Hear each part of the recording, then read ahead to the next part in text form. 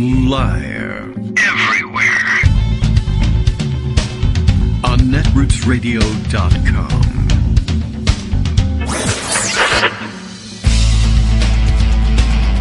David Waldman. Kagro. In the morning.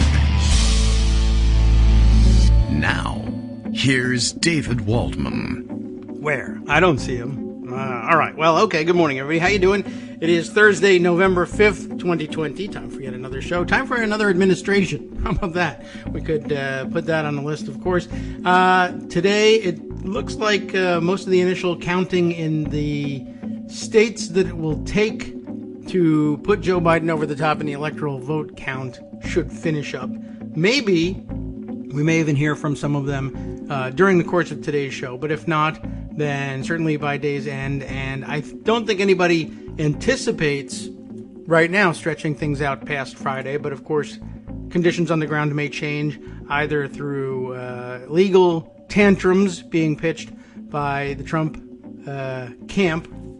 I noticed, by the way, in listening to my local radio station, which is the Washington, D.C. local news station, a little bit of sloppiness that I would have them clean up. You can hire me as a process consultant. I can help you guys with your scripting.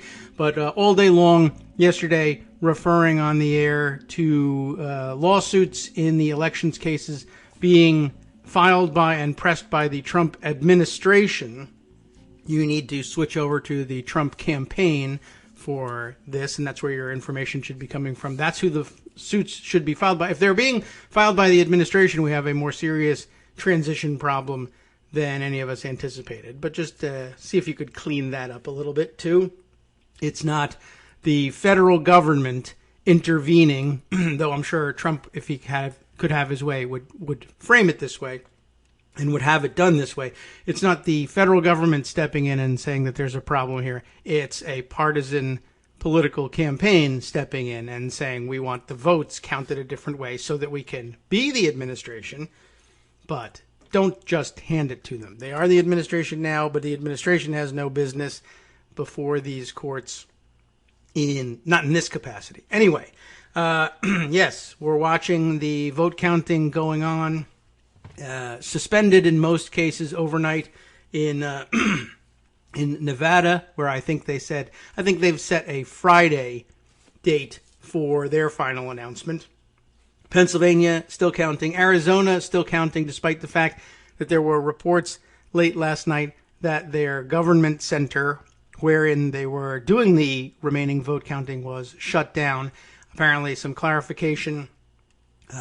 People worried about it because, of course, large crowds, by which I mean several large people, are gathering outside to protest something, though they don't exactly know what, and they're protesting different things in different places. I've seen a couple of very clever tweets putting video or screenshots of reports about the protests that are going on in the different places, and where in some states Trump protesters are outside chanting "Stop the count," or less artfully, "Stop the vote," which has been kind of an interesting chant of choice, but okay. Stop the count in some places, and then side by side with the other states where they're saying count those votes. So it's really kind of interesting. They don't know what they want, but consistency has never been their thing, and it's very gimmitarian. It's given us an opportunity to introduce a lot of people to the terminology of gimmitarianism.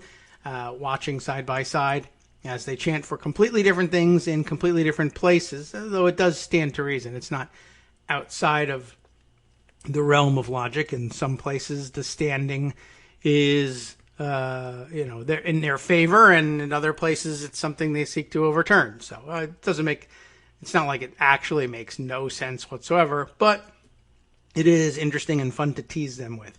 Let's see. Other places where they're still counting? I don't know. Georgia, yes, where they're counting, and the Trump margin disappearing by the minute as they continue their count. It looks like that will come down to the wire, but apparently the possibility does exist there. The way absentee and mail-in ballots are running, there are enough votes outstanding for counting, and there's some question about what's been counted versus what's been counted and added to the total. some real issues with terminology out there. Counting them and then writing down the count but not adding them to the total and telling people are two different things. But apparently still enough ballots outstanding, and the ballots running so heavily for Biden in most of these cases that, as anticipated, that a real possibility exists that he may pull out a win outright in Georgia, which would be, well, it would be very nice. Icing on the cake. It may or may not be necessary, but every additional exclamation point that we can put on this is well worth it, and will be a part of the revision of the narrative already underway, both narratives and revisions. Greg Dworkin probably has been following that very closely, and that's probably why he called. We'll find out. Good morning, Greg. Hi. Good morning. So as you know, I'm a real big fan of Cosmic Karma, and I just think it'd be great if John McCain won Arizona for Biden and John Lewis won Georgia for Biden, because after all, a lot of those votes are coming from his district. They are, and people are making, they thought, good trouble by mailing them in. And good trouble, the best kind. Mm-hmm. So I don't know if there's enough votes to do it there. In other words, I don't know if there's enough votes left.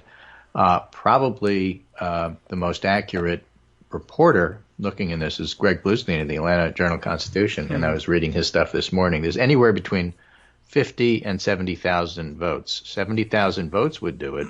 Yeah. 50 may not, or it may just be at the cusp. But then there's some military ballots and provisionals, and I don't know how many of the provisionals count. So it'll be, razor thin, could go either way, I would say. And it's interesting. But, of course, one of the more interesting things about that is that it may also pull David Perdue below 50% and force a runoff, which is important. It doesn't mean Ossoff wins. But it means if that happens, that Ossoff doesn't lose today. Yeah. Any day you don't lose is a win. Right. True. You get to live to fight another day. Live to fight another day. Exactly. Right. So let's do that. Yeah. And Georgia, the other thing that's important to follow. Yeah. Remember, there's 50,000, maybe 70,000 votes in Georgia that remain to be counted. There's also 50,000, maybe as many as 70,000 Democrats estimate lawsuits to be filed by the Trump administration. Because somebody pointed out on Twitter, we're getting to the point where they're now starting to sue individual, people who voted because, that's all they got left. Trump campaign. So, I read this morning that Fox News is claiming that Nevada is the next state that's going to be sued.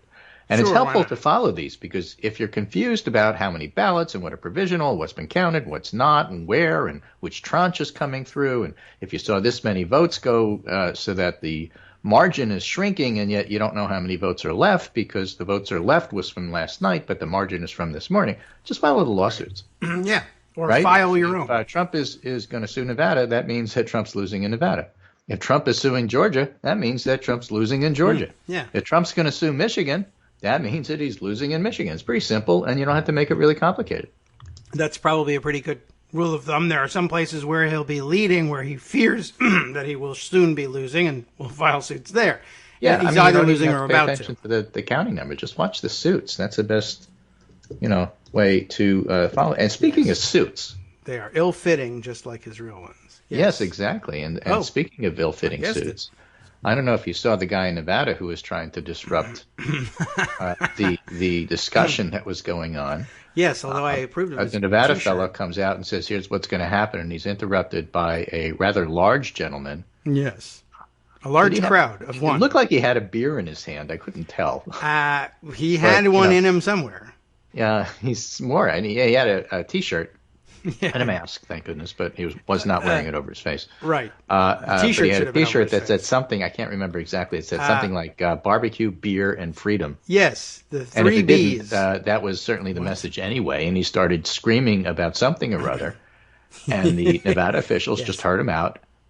They didn't do anything. That was kind of funny. He got bored. He left, and then the official, turned back to the microphone and said, "Now, where was I?" Yeah, I mean. It was great. Sometimes that's an effective strategy. You get these guys who are like dogs that chase cars. I got the microphone. I said Biden's a thief and he's stealing the election. And you know what? Nobody's doing anything. Right. Oh, I guess I got to go. So my Need some point is more that it's very barbecue difficult and to stage freedom. a Brooks Brothers riot when that's your Yeah, or they've never heard of Brooks This guy's from Brothers. Brooks Brothers? I don't think so. Yeah, I live in the brook. That's it. Yeah, I don't know. That guy, he was an interesting guy, and maybe he had a hair appointment. That was Trump's lawyer in Nevada who was just announcing the fact that he's going to file suit and just giving the grounds for, what the suit's going to be about. Right. And doing it sleeveless. So Because doing it live. Right. Eesh. Yeah, We that love was to do some it kind live, of right? sign. It's a little worrisome that they let people walk up to the microphone like that, but I guess they figured there's probably enough of us to take care of this guy if he starts going really wild. If he just wants to yell, gosh, well, that's the T-shirt says freedom, so I guess we're going to have to let this go. So that's what's happening in Georgia. We're catching up. We may or may not get there. In Arizona, there were some favorable for Trump late dumps yesterday, but the rest of what's coming in isn't necessarily so. Trump has to keep up that pace in every single ballot from now on to get 68, 69%, whatever it is, 61. I don't even remember the number. But however well he did in these last dumps, he's got to do the same, even though the votes are now going to not be coming from Scottsdale, but they're going to be coming from Pima County and other Democratic strongholds and other areas of Maricopa that are more blue. So the Democrats in Arizona don't think that Trump can keep that up, and they think Arizona is going to go their way as well. And of course, that's one of the reasons why there's a don't count, count, don't count, don't Count, protest. don't count. Right. Right. In Michigan, Dave Wasserman has some news this morning, some fascinating things. More counted Wayne County, Detroit ballots push Biden's lead to Michigan up to 149,390, or nearly 3%, 2.9%. Trump won Michigan by 0.23% in 2016. Biden's currently winning Michigan by more than 12 times that margin. So that's refutation as far as I'm concerned. Okay. I'm sorry, we'll take it back, said Michigan. Yeah. Well, good. They got their And chance. it looks like Gary Peters is going to pull us out over John James as well. That's nice. And somebody, I think it was Dave Weigel, who was making a really interesting observation about that, simply looking at the votes and where they were coming from. Michigan. And that is that I got it. when you're looking at the tranche of votes that come, okay, Yes. and they come out of places like Detroit, Wayne County, and he has one example here. Total Trump vote in this particular batch, 12,654. Total vote for John James, or as his ads put it, the black guy from Detroit, Really? 12,734. In other words, Trump and James were getting the exact same number of votes. Yes, exact okay. same number of votes. Well, yeah. Those are the same numbers. All right, more or less, give or take 5. And the total vote for James Many of them. was not running higher because he's a local guy that everybody loves. As so goes Trump, as goes Trump, so goes John James in Michigan. And, James wasn't running ahead. And Peters wasn't running ahead of Biden. So this was all politics is local, except when it's national. And, there are people like Susan Collins, who's the one exception, who was able to say, this is my own brand. Vote for Trump if you want to. Don't vote for Trump if you want to, but vote for me. And she was able to pull it off. And virtually nobody else across the country was able to do that, which is just, kind of an interesting observation. Yes. Infuriating, but all right. Infuriating one, but she was able to, establish her own brand. Right. Incredible. And it worked for her. Yeah. Well, she's had some practice at it. James wasn't. He wasn't able to say, Detroit, vote for me, and one of you. Detroit said, I don't think so. Right. Well, this is her 5th term in the Senate. They are familiar with her. I mean, I would think that's why you would dump her, but right. I guess now, not. locals I talked to in Michigan say, there's plenty of reasons for that. James is not especially popular in Detroit. But, imagine. the numbers sort of prove that. And the fact of the matter is, that it's going to wind up with Gary Peters remaining as a senator. Maybe in his second term, people will have a chance to find out who the heck he is. Yeah. Right, because every time outside of this show, I talk to somebody, you see what's going on in Michigan? Outside yeah, it's of really the close. show? Looks like Biden's going to pull it out. Yeah, and Gary Peters too. Who's that? Well, he's the incumbent senator. Really? They have an incumbent senator? I didn't know that. I know who I don't like. I'll vote for the other guy, I guess. Yeah. Well, And of course, you do it. I'm from Connecticut. The problem true. is that's what people in Michigan said. Yeah, right. Well, they're supposed to know, but And he's a that's low-key why, guy. that's why it was a close race. Yeah. He was not really 20%. We know about polling. It's not always accurate. Yeah. But the polls were suggesting 20%, and I'm not totally familiar with who this guy is. Yeah, it's the downside of everyone says they would like to have Low-key, a no-nonsense. but if you're low-key, if you're so low-key right. that nobody knows who you are, and you got to put a mirror in front of your face to see if you're still alive, that doesn't necessarily help you. He's more animated. He's than breathing. That. Yes. Yeah. Well, that's the thing. Everybody says, "Oh, I really want a workhorse, not a show horse." All right. Well, Fine. you have one. I do. Where? What's your name? Smith. Right. What's your first name? Right. Where he's looking for a last name. The whole race was all first names. John James, Gary Peters. Right. Wisconsin wound up, of course, being in the Biden column as well, called, just like Michigan. And that means that, of course, there's going to be a recount because it was close enough. And Trump will have to pay for it, which means, in Trump world, that means you have to pay for it because it's your tax money that funds everything Trump does. No, it's supposed to be the campaign. Yeah, but he'll cheat. He always cheats. Right, yes. Let's have some cheating, please. Right? So you got to figure that. Just one more time for old time's So sake. we have Nevada, we have Georgia, we have Arizona. Yeah. I think there's a lot less to say about North Carolina simply because although it's not called yet, I expect a lot of those to come from conservative areas, the votes that are missing. So I don't think there's much chance of catching Trump there.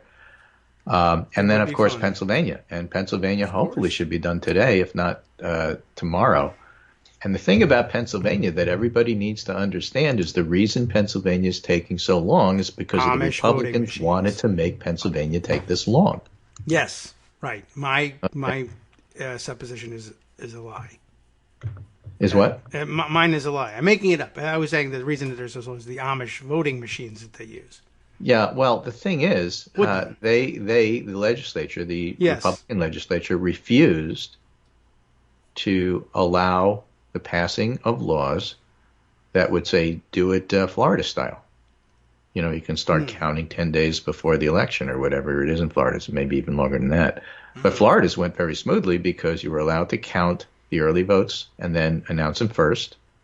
Yes. And then play catch up with the same days. Count the first votes first. Pennsylvania's doing the opposite. Yes. They're counting the last votes first and the first votes last. And it's taking forever because that's the way the Republicans wanted it. The weird thing is that by doing it that way, of course, you prolong how long things happen, but you're prolonging Trump stewing in his I've been defeated juices with little to no power to do anything about it. In the White House, where the president is an hour-by-hour what's on the news guy. I mean, his thumbs must be broken from refreshing his phone trying to figure out whether he's lost yet. And he gets to do that another day. And, if there's anything good that comes out of it, it's probably that. Yes, that's true. I'm enjoying that. And, I wonder if I could buy up all the... acid reflux remedies in the area. There's no way to get the franchise on that now. With Amazon, they'll just mail it around me. So, right. So here's an Axios scoop that kind of gives you the lay of the land here. Scoop: McConnell, if he keeps the Senate majority, plans to prevent Joe Biden from stacking his cabinet with liberals and force him to go with centrist options. Right. Scoop. I said that yesterday. But okay. Right. Anyway, well observed. It's nice. Okay, well observed it. scoop. Now, some scoops are just, like leaks. Yeah. And I didn't find that all that interesting, as you point out. What I found interesting are the explanatory takes on that. Mm-hmm. Okay, to put that in perspective, Henry Mance, who covers the U.S. for the Financial Times, says, I think I'm getting the hang of commenting on U.S. politics, he writes. if Trump scrapes home in the Electoral College but loses the popular vote in 2016, that means the Democrats are out of touch.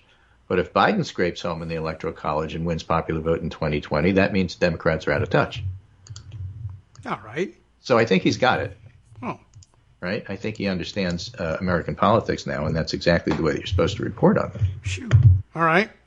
It's good. So when you look at that, yeah, you say, okay, well, since the Democrats are out of touch, that must mean that we have a raging pandemic and people are dying. And if Trump wins, that he's going to fire all the scientists because he only wants people who are loyal, and he's announced that. Yes. But if he loses, Biden has an entire team of scientists ready to go to help advise him so we can get the pandemic under control. Yes. And if that's the case, the important thing to do is to report on what Mitch McConnell feels today. Ah, yes. He feels nothing. His hands because die. that's the center of everything, right? And so Usually. if McConnell is talking like that, the point is, Justin Slaughter points out, this is Senator McConnell accepting Biden as one. Oh, yeah. Well, I guess so. Right. He's ready for a transition. I mean, that's what you read out of this, not the fact that, I'm going to block everything. I don't know if you're going to block everything. If anything, that the Trump administration has taught us is that you put interim directors wherever you want, and you ignore the Senate. Yes, you'll have to ignore the Trump judges as well. They will find a newfound. This is how you find these things. Their newfound respect for the Federal Vacancies Reform Act. That I don't know why nobody used this before, but I just discovered it, and guess what? I interpret it very differently now that there's a different administration. But we'll deal with these things as they go. I mean, they ignored them and got away with it, and unless they're going to send marshals to drag people out of federal buildings, which they could, we'll see what happens. Now, Matt Glassman has a slightly different take on this story. He's a former congressional aide and a senior fellow somewhere or other, because everybody's a senior fellow these days. I think he'd come in at the senior fellow position, like you're a senior reporter, senior advisor. I don't think there's any juniors. I think we got rid of that, like in the last go round of reform. Yes. But what he says is, given that scoop, forcing him to go with centrist options is basically McConnell colluding with Biden to solve Biden's problem of not wanting to give the progressives any of the inner cabinet positions, but not wanting to take the blame for it. That's one way of looking at it, sure. Right? And any progressive Biden does want can just have a White House senior advisor or some other non-PAS position. That means I guess they don't need to be confirmed. For someone who's going to try to at least project going to the bipartisan center route, whether it's wise or not, this doesn't seem like a bad thing for Biden at all. I swear, folks, if it weren't for that dang McConnell, I would have loaded up my administration with progressives, but now I'll just have to stock them with Obama administration moderates. I'm as heartbroken as you are, folks. Yeah. Well, that is an interesting interpretation of it. I've seen, I guess, similar interpretations in the days running up to the election where people were anticipating, I can't wait for my favorite, in this case, my favorite presidential candidate from the primaries to be nominated to this cabinet position of supreme importance. And it would be nice, but then people pointing out, remember that the margins in the Senate, even if we win, will be pretty thin.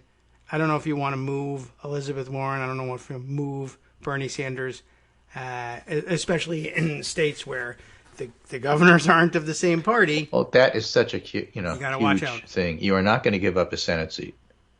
I mean, not. That's just political malpractice. You're just not. So whatever you want, if you don't have a governor that's going to appoint a Democrat in your place and a strong one who could win next time, we ain't doing this. Mm-hmm. Yeah, I mean, the better move is to take Republican senators with Democratic governors and appoint them. Yeah, if they'll take it. Which they won't take it, but if I were going to do it, that's how I would play that game. Yeah, a lot of people have brought up that possibility. You still have to accept the nomination, and you're allowed to say, "Hey, I'm not going."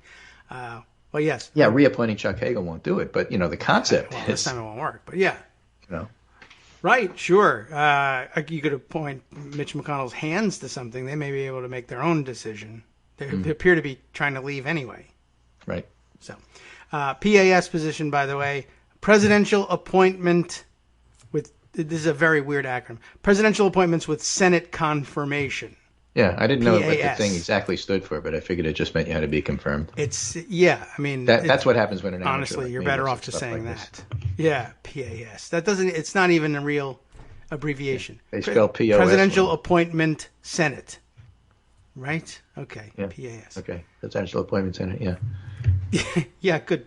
POS. Good job. Yeah. All right. If I'm going to appoint this POS, the way I'm going to do it is I'm going to go around PAS. the Senate and do it this other way. Right.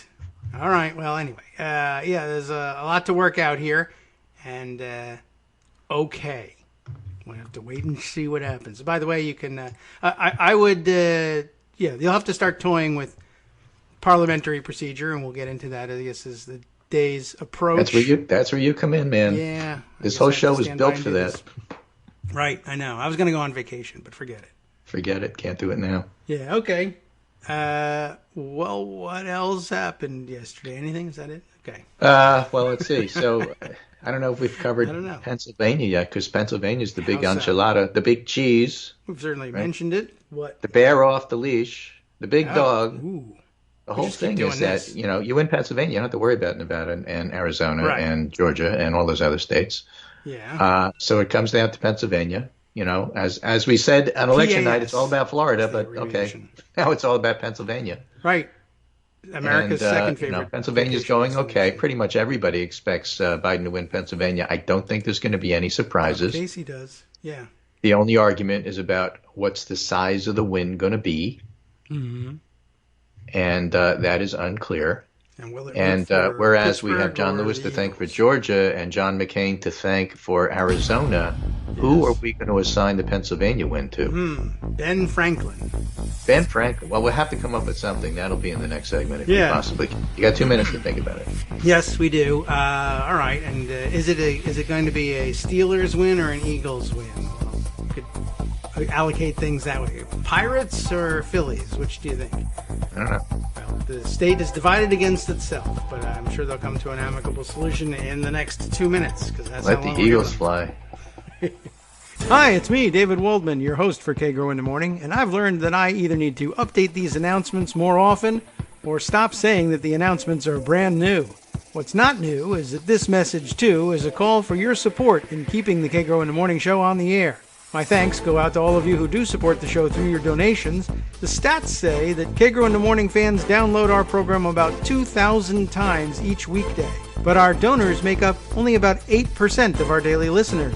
Patreon.com, Patreon.com, makes it simple to make easy, secure, recurring monthly contributions to support our show. Patreon.com/KagroX gets you straight to our donation page. If we're helping keep you sane during the Trump era, consider what that's worth. $1 a day? 50 cents? One thin dime? We do about 20 shows a month, so pick a number, do the math, and head to patreon.com/KagroX to let us know. Thanks again, everyone, for all your support.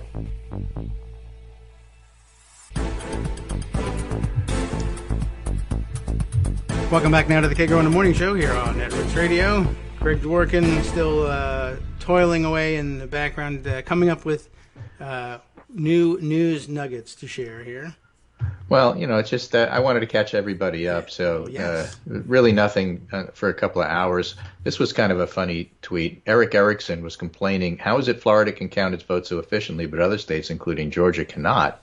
And Jeb Bush answered and said, because we learned our lesson after 2000 and changed our laws. Yes. It was an embarrassment to steal the election for his brother. Right. Somehow. And I know Jeb wanted to add but didn't because he's a nice guy. You moron. Yeah, he had the opportunity to do that, right. Well, what the hell is supposed to do, you moron? Exactly. That's what he wanted to say. He just so badly wanted to say that, and he just couldn't do it. It's available to us. All right. So people like Jeb Bush and Charlie Crist were responsible for, maybe Crist even more, were responsible for fixing stuff. Yeah, but Bush has taken pride in Florida. Why shouldn't he? They actually did a pretty good job in terms of counting. Nobody was, no Brooks Brothers riot this time. That's true. They did a good job with it. In fact, that's true for most people. And let's just say, just as we congratulate the poll workers who came out in the middle of a pandemic and did their job during the day that people were voting, and early votes as well, the counters are now out in the middle of a pandemic doing their job despite all the nonsense and political theater from the Trump administration. Yep. This is not grassroots stuff, folks. Don't be fooled. And, some of them are coming in armed. And so, they are unsung heroes, and I think that we ought to applaud them. All right. You want to do that now? So here's a piece from Commonweal that I was looking up after our discussion yesterday and last week called The Complicated Case of Hispanic Voters. See. There? Huh? By Good, Brandon right? Sanchez, the Hispanic Republican, in other words. That guy. After studying in England for a year, I returned to the United States in summer 2017. A new Republican president had been inaugurated that winter. My grandfather had died in the spring. And by the time I got back to California, my dad had already collected some of my grandfather's personal effects, family photographs, bottles of rum, and a note of congratulations from President Bill Clinton on White House letterhead. Hillary and I welcome you as a new citizen and extend our best wishes for much happiness in the future. But what I found most interesting was a navy blue ball cap commemorating the 2005 inauguration of George W. Bush. My dad didn't even know where my grandfather had gotten it. Okay. Talks about the fact that they immigrated from Mexico in the 60s and how they were Kennedy people, and then wound up supporting George W. Bush, and says things got weird after 9/11 and Bush pretended to say a few words in Spanish. Mm-hmm. My grandfather supported the wars and national security measures that followed, and eventually in his last years switched back to voting for Democrats. But he talks about a lot of other people who didn't necessarily do that. They flipped from Democrat to Republican, but a lot of them wound up on the Republican side, and goes through the whole history of Latinos con Eisenhower, formed by a Mexican-American named John Flores, and the first full-throated organizing effort by Hispanic Republicans, and just makes the point that the Republicans, like in the Cuban population in Florida, have spent decades trying to organize them. Okay. And, by the way, Democrats haven't. Yeah, well, I mean, to some extent, it's true. Although I will say some of the organizational skills being exhibited in some cases here among Republican, Hispanic, and Latino populaces are not all. Well, they're not always on the up and up. But the community has its own news networks and grapevines, now networks, but even before they actually had networks, their own news grapevine, because a lot of it was taking place in another language, and it wasn't easy to monitor what they were saying to one another for accuracy and truth, and intervene if it wasn't. So he's talking about a historian that he's using some writings on, and his name is Geraldo Cadeva, and his grandfather also flipped from Democrat to Republican, and he talks about the fact that you can't just write about symbols. Okay. Cadeva never connects the dots, never seems to fully grasp that far more than symbols are at work in allegiances of Hispanic Republicans. Even the nomenclature that gives his book its name intimates the problem. Often a point of contention, the term Hispanic connotes Spanish ancestry, a heritage that many Hispanic Republicans, prominent among the Mexican Americans and Cuban Americans, have emphasized. As Cadeva points it, their families did come from Spain, they say, and Spaniards brought to the Americas much that was good. It's a way of identifying with white America rather than other racial or ethnic minorities, and therefore identifying with white America's investment in much of the political and economic status quo, he writes. That sounds Hispanic true. Republicans have faced two major loyalty tests, according to this way of thinking. First, during their party's nativist slurs in the 1990s, and then during a similar rash of anti-immigrant sentiment in the 2010s. In the early 1990s, when Pat Buchanan was an influential figure in Republican politics, George H.W. Bush seemed like a moderating force. Rita DiMartino, the head of RNHA at the time, dismissed Buchanan as a mischief maker, and in 2016, a similar mischief maker became the nominee. Right? Nevertheless, most longtime Republican voters Cadeva interviewed simply couldn't bring themselves to vote for a Democrat. It was the ultimate proof of the limited explanatory power of symbols and gesture in understanding Hispanic Republicans. For all of the ways Donald Trump departed from political norms, he's also cut taxes on the rich, like W. and Ronald Reagan before him. His administration's worked to enfeeble anti-poverty programs just like his predecessors did. Trump is as much in continuity with the GOP of decades past as he is a novel force in the party. And Cadeva never explores the continuities with the seriousness and focus they deserve, and it's these continuities that explain why, despite the xenophobia and bigotry, and even despite the photos of mostly Latin American children in cages, Hispanic Republicans have stuck with him. I thought it was kind of interesting. It is. And the book is called The Several Hispanic good points Republican, there. The Shaping of an American Political Identity from Nixon to Trump. Okay. And so, it's the way that, for example, Bernie supporters can explain away some of the weird people that work with him. That Biden supporters can explain away, gaffes and gestures that perhaps Biden supporters don't find particularly comforting. Yeah. All right. When you're in, and you find excuses with this motivated reasoning for the things you don't like. And it's sort of an explanation of, how you can accept the bigot in this particular scenario. And for that alone, I thought that was interesting.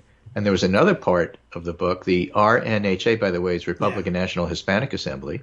And that's been around in some form or other since the 60s from the Latinos con Eisenhower. A co-founder of the group, Fernando Oaxaca, after earning a degree that was subsidized by the GI Bill, resented that the taxes he paid were redistributed to people who supposedly didn't work as hard as he did to achieve financial success. As it turns out, the founders of a pioneering Hispanic Republican organization supported the party for one of the same reasons white Republicans do: opposition to wealth redistribution. Okay. So if you are from the party that opposes this sort of of money redistribution, it's going to be another thing that keeps you tied to the Republican Party, even though we may think it's against your best interests. It's up to them to define what their interests are. I'm just trying to, sort of explain a little bit about how has it happened that Miami-Dade voted the way it did. Yes. Now, here's another piece. What's the substance of the American mythology? Because if you tie the symbols in the mythology, then once you're in, you can work your way through all the cognitive dissonance about all the other stuff you're seeing. What was the substance of the American mythology for Hispanic Republicans? Most of all has been the idea that hard work would lead to success, the promise of upward mobility. And I have some stories about that too. And if you consider yourself a hard worker, deserving of wealth and status, you'll always be able to find a scapegoat to deem undeserving and less hardworking. Yeah. Right? A drain on resources. I saw this all the time in my clinical practice when I would talk with my patients who would be in this particular group and then start talking about that other group. Yeah, I'm poor, but I deserve, to be supported because I'm doing this. Those other people, they don't work. They just come here and they're a drain. I'm voting Republican. I heard that all the time. That is, that's unfortunate. I totally understand it in the sense that it's familiar to me. Yes. I mean, it's the wrong setting to say, well, you deserve it because you deserve it. That's all Everybody right. deserves it. Everybody's human, but that's not the point. My group deserves it. Your group doesn't work for it. I have enough for both of you. No. All right. So this historian, Calabas, most persuasive, and I apologize for mangling all of the names. I'm just never good at names, particularly Anglo names. I'm not particularly good at it either. Calabas, most persuasive whenever he tentatively edges toward the importance of anti-blackness to the story he tells. Hinting at the importance of the architecture of whiteness and the yearning for proximity to whiteness and how that plays in American politics. Yeah, and not to get into this because again, this is not something I'm expert in, but he does put his finger on something. Yes. Which is essentially the pitting of one group against another group, which Republicans are really good at doing. Yes. And how does that play out? Black Lives Matter isn't necessarily an attractive slogan to pick up Cuban Americans in South Florida.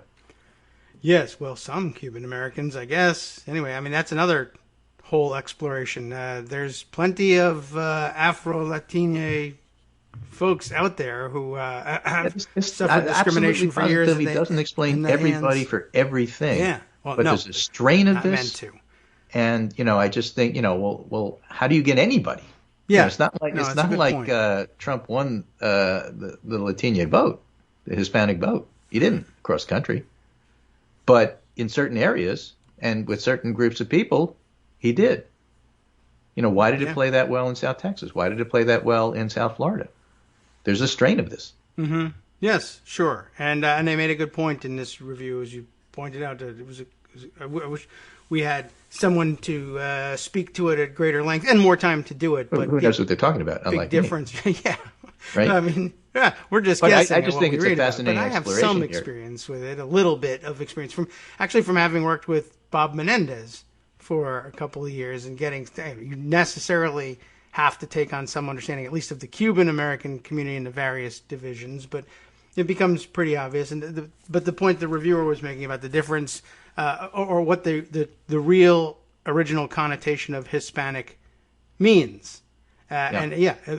Essentially that there's descent from Spain, white European descent that doesn't apply often in the minds of the more bigoted old line folks to Afro-Cuban or Afro-Latin folks. That's not, they're not the same. Or those of native descent, chiefly native descent from Latin America and elsewhere. They hold themselves out separate in both directions in many cases. Right. Just speaking Spanish isn't the key. And of course, right, by the way, and huge running a bunch of commercials on doesn't. Spanish radio isn't the key. Yeah. In my community, like every community, it's incredibly diverse and complicated and complex. We have a very, very large Brazilian community. We also have a large Portuguese community. Yes. They're not the same. No. Well, you both speak Portuguese. Well, like totally different, folks. Yeah. Totally different. And it also matters within the Brazilian community, whether you're from Minas Gerais or whether you're from Rio. Mm-hmm. And, are you from the city or are you from the rural areas? Yeah. Totally different. And so the idea that, it's all the same thing. I'll just run a couple of commercials here on Brazilian speaking radio and that'll do. No. Yeah. That's just not how it works. And so you have to make that investment, people like Beto O'Rourke have. It's not like Democrats don't. Yeah. Americans are a little. But you have to do it, and you can't do it just at the end. And so, it's just something to remember if we want to go forward and understand the groups of Americans that we want to help serve as well as attract to vote for us. Yes. Then you got to put in the effort.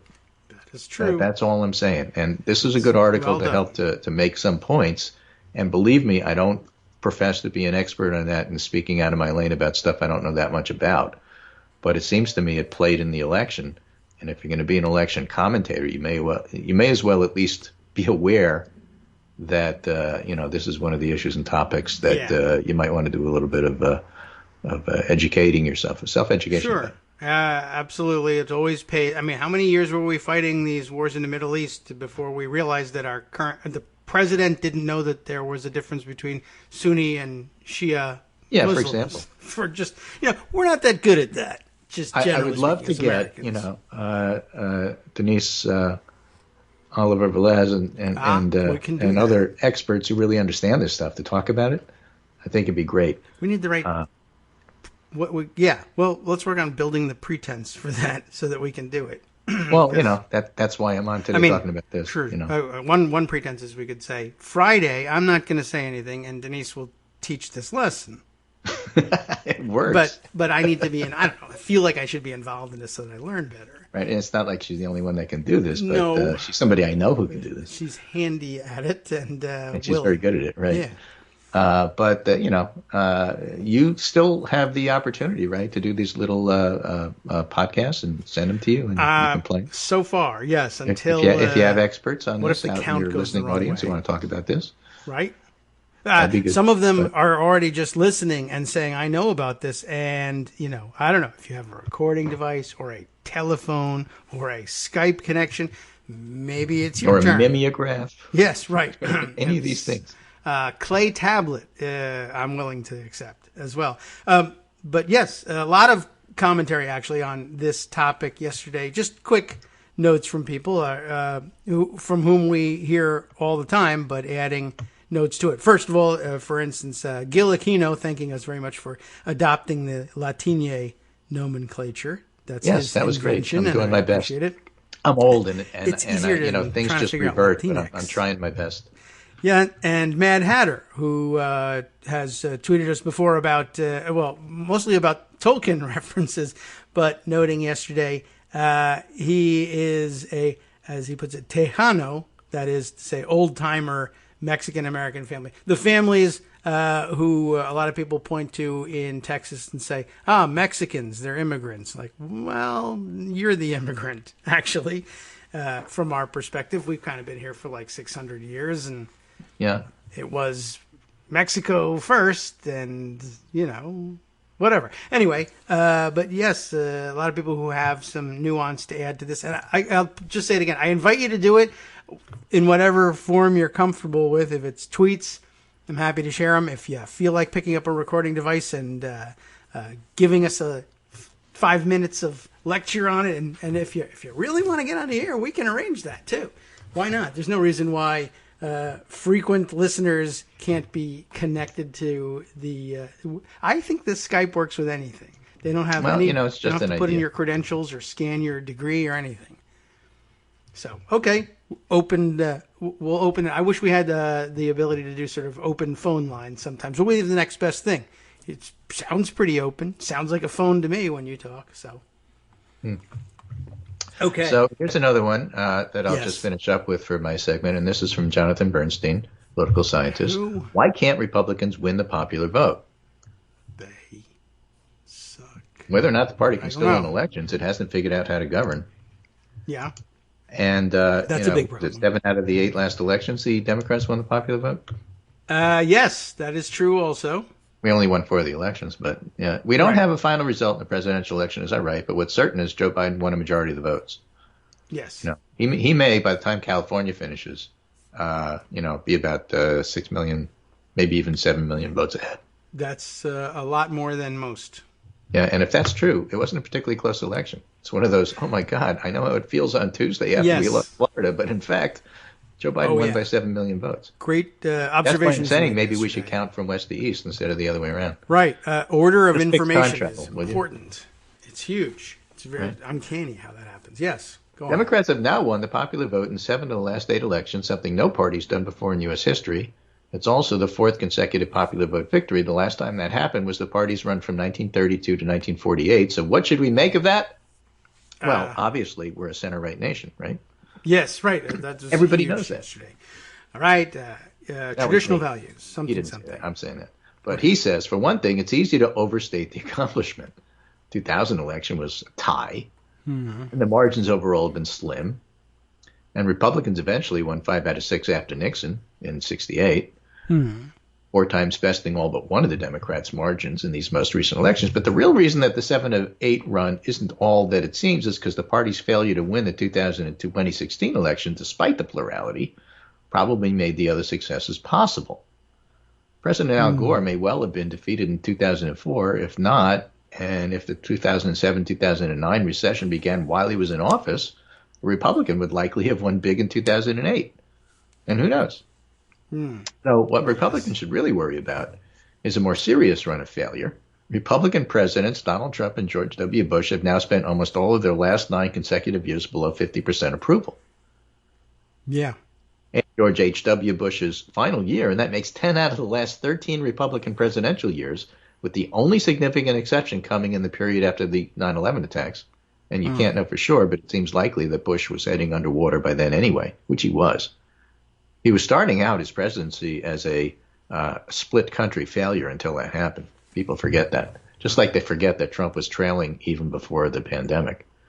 In other words, whether or not Republicans have a popularity problem, they certainly have a governing problem. One at this point could be symbolized by Trump's utter inability to deal with the pandemic, or by the party's year-long attempt to dismantle the Affordable Care Act without having any alternative to offer. Yes. It's, of course, perhaps just the luck of events that dealt Republican presidents 5 of the last 5 recessions, and the Iraq War, and the coronavirus. But my suggestion to the party, if it has lost the presidency, is to spend some time trying to figure out why its presidents seem to have such a tough time in office. In other words, why do your presidents always fail when they get there? That's a good question. It's a great question. I think that's one of the things that we should really think about. Yes. But they should think about more. Oh, yeah. We'll think about it and tell them what to do, but they should think about it. I think I know do what something to do with about them. Sure. All right. Well, we'll see if we can get him to think about it. Okay, then. Well, that's it. Oh, okay. Because I can't force them to do it, not during this segment anyway. Yeah. But Well, maybe they'll come on the show and they'll talk to you about it. True. You can pick up a recording device. That's what they do. I'm sure someone wants to share some thoughts about how they think about that. But the recession point, certainly, I'm glad to see that brought up again because, I don't know, generally, I don't like to think of generations having passed in all of this. But it was interesting to watch, for instance, people, even under the George W. Bush administration, coming to realize, hey, how come every time a Democrat gets the economy in shape and then hands it over to a Republican puts it in recession, and another Democrat has to come back and clean it up and then say, you're talking about my lived experience of the George H.W. Bush and Clinton administrations, right? Not necessarily just this one with George W. Bush and Obama, right? Oh, no, did that happen before? Wow. I can't believe it. Yeah, well, kind of every time a George Bush comes into office, it happens. But there's only been 2 of them. But as it turns out, it's, what did he say, 5 recessions in a row. It's interesting. Well, I guess we still have to wait for that to sink in somehow. And as you've told us a number of times in the past, if people's livelihoods depend on it not sinking in, it never will. But just the pervasive myth of the Republicans are the ones, fiscal conservatism, and that works, and trickle down, and basically that they're the masters of economic policy, and nothing could be further from the truth. And yet, there it is. It's a knee-jerk reaction anytime you ask people, what are Republicans about? Right. So while we're waiting for the counts, unless you ask smart people, right? While we're waiting for Georgia, while we're waiting for Pennsylvania, and then tonight, while we're waiting for, because we're not going to hear from them till tonight, Arizona and Nevada. Yes. I'm going to end with this really fun thread, just, one of those fun things to do. Joe Biden tweeted, today the Trump administration officially left the Paris Climate Agreement, and in exactly 77 days, a Biden administration will rejoin it. Okay. That's good news. So a Trump supporter answered that, one of the 11,000 answers, but a Trump supporter answered that and said, oh, no, what are we doing? Of course, this is all in capitals. It's that guy, in Nevada yelling with the barbecue beer and freedom shirt. Yes. Oh, no, what are we doing? Wake up, y'all. Trump is here to save us. My heart can't take this any longer. I'm leaving. Hey. I'll be headed to Mexico. There's a wall in the way, friend. They will take care of me. Thanks for nothing, USA. I'm done. My heart hurts these kids. Your heart does hurt these kids. And then this is where it gets fun, all right? So people then start to answer him. As a Mexican who currently lives in Mexico, we do not want you here. We can pass you to the Canadians. Do it by air, because I don't want them back on the ground here. Right? We'll do it live. Oof. And then the next one says, as a Canadian who lives in Canada, we don't want you here. We kindly pass you down to the UK. Wait. It gets better. Oh, no. As a fellow human being that is currently living in the UK, we don't want you here. We'll kindly pass you to the Middle East. Hot potato. As an Uber driver that is currently living in the Middle East, we don't want you here. We'll kindly pass you down to South Africa. As a South African who has traveled and met amazing people, we don't want you here. You can go to Namibia. As a Namibianese, and these are all answers from different people who literally met God. He's not welcome here either. We pass him off to the Floridians. Oh, wow. That's where you stand, as a born and raised Floridian who can see the future, and it doesn't include him living in Florida, we don't want him here. We pass him to Antarctica. Oh, no, that's got to work. Right? As a born and raised penguin in Antarctica who doesn't want any trash around us, we don't want him here. We pass him on to the moon. Oh, no.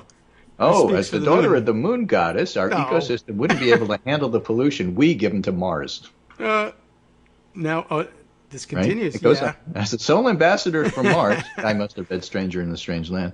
As a sole ambassador for Mars, we respectfully cannot have him on the planet. It's red. The orange would really look bad to the color scheme. Elon Musk has dibs. We pass him off to the sun. Oh, Sun doesn't want him. Andromeda doesn't want him. The multiverse doesn't want him. The Pacific Ocean doesn't want him. And it finally ends this whole chain here is saying basically there's too much waste in the ocean. We simply can't add more waste in the ocean. I decided to use time machine. We'll pass this guy on to the gulag. And the last one in the chain is, as a representative of the gulag, we will take him. Okay, finally, we have a home for him, the refugee We have a home for him. So that's how the whole chain goes. That was pretty amusing and gives you an idea of creativity that you can see on Twitter and why everybody should participate in Twitter, even though y'all hate Twitter. Yeah, this just in. General Zod says the Phantom Zone is full. Go away. Exactly right. Amazing. Okay. So you got to smile and laugh about these things. It's such a tense time. I just thought I would share that with you. It's Thursday. I won't be back till Monday. It's Friday for you. You got a show, all right? Yeah, sure. Why not? Yeah, that's the plan. There'll be plenty to talk about. Some counts will be finished, and and who knows? Maybe our Latino population will call in and discuss this. But yeah, we'll be back on Monday for you, and you can just enjoy the show on Friday. If you have maybe time. We'll have a president by then. Who knows? Yeah, that would be nice. I'll have him on the show too. Maybe even by tomorrow. Okay. The door's open. You can always call in. Right. Joe. Biden can always call in and, just or record something for you. Right. Whatever you want to do. Take care, and I'll talk to you on Monday. All right. Very good. And I'm looking, we're now looking forward to Monday in a lot different light. And we thank you for carrying us through this. We'll get through this. Yeah. Just be patient and let them count. You said we do that, and it's working. 2, 3, 4.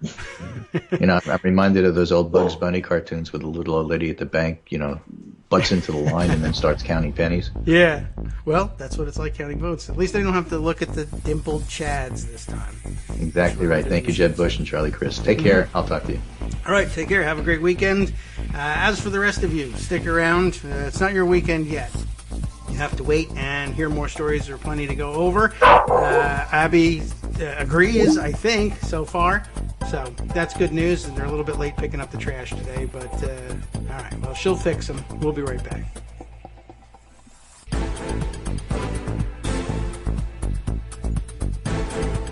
All right. Welcome back, everybody, to the Kagro in the Morning Show here on Netroots Radio. We'll continue on for the next hour. We'll round up, everything that we can fit in. We'll see if we can't hit a bunch of highlights today.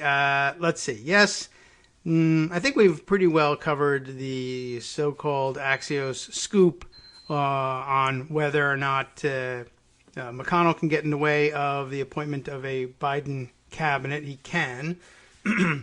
As we get closer to the fight, I suppose we can go deeper into the weeds. But, it was something I was pondering just a little bit after the show yesterday and tweeting 11:30, thinking about, I guess, if it's going to come out with a Republican majority in the Senate, you could look forward to McConnell just basically, it could be as extreme as we're just going to Merrick Garland everybody that gets nominated, whether for cabinet positions or any other senior executive appointments. No judges for 4 years. We'll have to see whether he has the fortitude to stand in the way of everything. It was one thing to do it for one Supreme Court justice for 1 year at the end, although everyone has pointed out it was their pledge that last time around that had Hillary Clinton won the presidency, which she did, but they did not award it to her in 2016. It was their intention to simply block the appointment of at least a justice to that seat on the Supreme Court for the full 4 years. How many other federal judges they might block, unknown. But the option is open to them, and I guess it depends on just how extreme they're willing to be. So yes, they can just stand in the way of anything and everything. And, what kind of problems could it create for Biden coming in and looking to implement policy straight off the bat?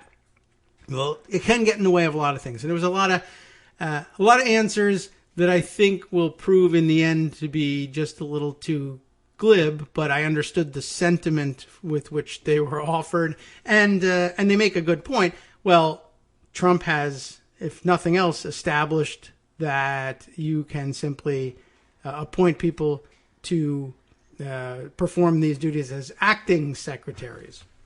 And it's not entirely clear that that was ever really the way it was supposed to work, nor that going forward, Trump judges or non-Trump judges will permit it to be the way it works from here on. But just a reminder at this point, before we'll move on to another subject for now. But a reminder that we've discussed in the past how much of our existing federal law, depends on the regular functioning of government and the assumptions about the regular functioning of government. Many of the everything from basic to critical functions of the various departments of government very often depend on statutory language like the secretary shall, or with the approval of the secretary, or upon a finding by the secretary, or whatever language they use, that all of this hinges on there being a secretary in place. And while, yes, a lot of it also contemplates the possibility of acting secretaries, I don't know how much of it is designed to work on the premise that there's never been in this administration an actual approved secretary, and that they don't anticipate having one anytime soon. It's one thing to have an acting, to have statutory language that contemplates making a decision or a decision being made by an acting official, but it's another if you're not sure who the acting is. I mean, you're going to be clearing out the top political appointee personnel from all of these departments as it is. That's a part of a normal transition.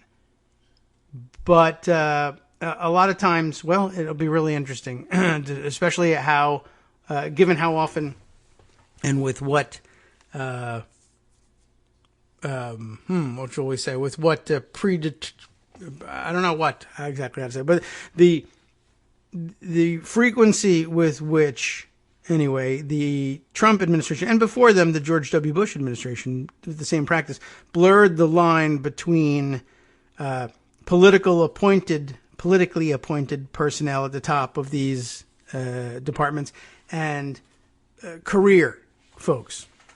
And there's supposed to be a pretty bright line between the two. And the George W. Bush administration, I don't know if they were the pioneers of this necessarily, but they certainly began blurring that line and knocking things down and embedding people long term who generally were better suited as political appointees, but installed them by perverting the process, installed them in protected civil service positions from which it was harder to root them out, and from which it was understood that they would continue to fight the policy battles of the George W. Bush administration throughout the Obama administration and going forward. Well, the Trump administration has only carried that forward and done it even more. And as we discussed, one of his last attempted executive orders, which we noted would make a lot less difference if Biden won and were able to be installed as president. Another if that was outstanding at the time. But again, blurring that line or erasing that line even further and making it what he had hoped was making it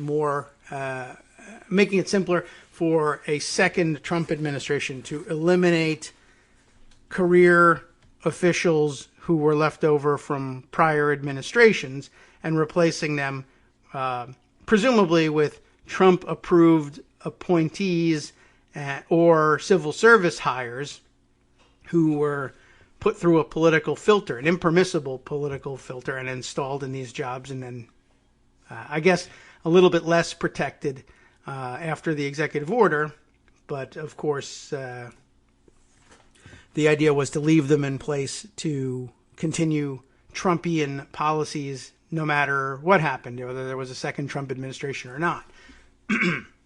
At any rate, a tremendous portion of our law depends on there being a regular process. and again, I guess to sum this part up, the acting officials typically are not appointed as such, which was a bit of a departure in the Trump administration in many ways, from everything, of course, but the idea of simply appointing people as acting administrators outright from the get-go, bringing them into government as acting officials was something of a serious departure. The existing federal law contemplates acting officials coming from within the ranks of the department where they serve and coming in with some institutional knowledge and some interest in maintaining the integrity of the institution too. And that too is another thing that has gone out the window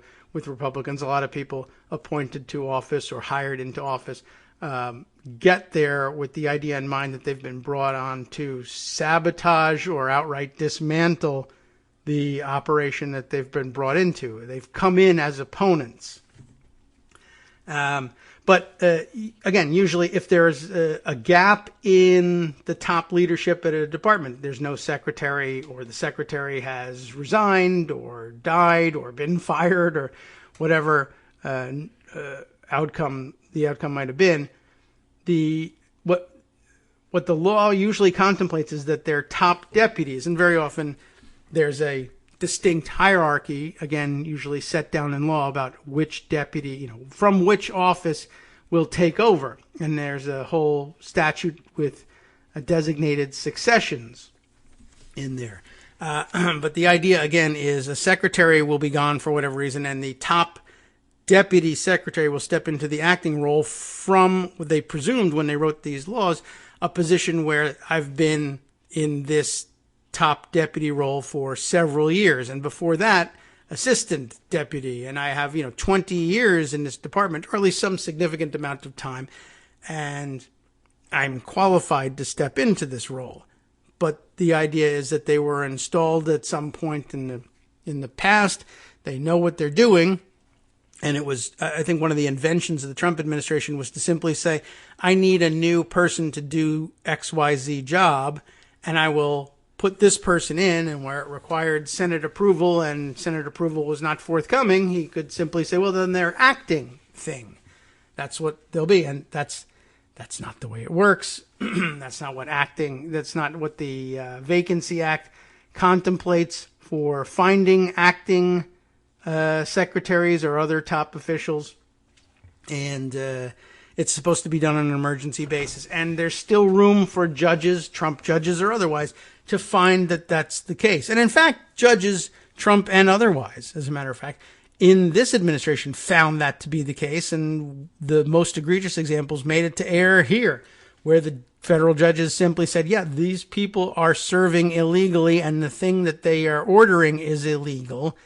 And at least in the case of the head of the Bureau of Land Management, most egregiously, we saw that they said, well, unless you're going to send the marshals to drag me out, I have no interest in your decision. We're doing these things. That's it.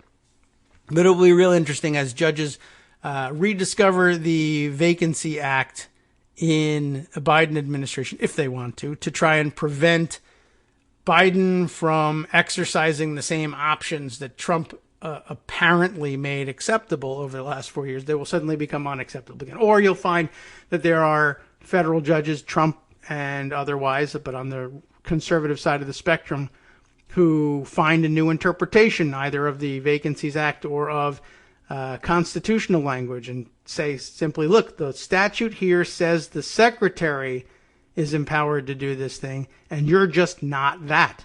If you were, you would have had Senate approval already, but you don't have Senate approval. That's what makes a secretary. This says the secretary has to do it. The other side will, of course, say yes, but the Vacancies Act says when there's no secretary in general, then the decision devolves to an acting secretary, and this is who that person will be. But if that person hasn't been installed in that job yet, we don't know if they can ascend to the acting secretaryship or not. It's going to be interesting, and you'll find that there will be Trumpish judges and other conservative judges who take what they'll tell you is an originalist view. The Constitution has a very specific definition of secretary, and you're not it. It'll be fun and exciting.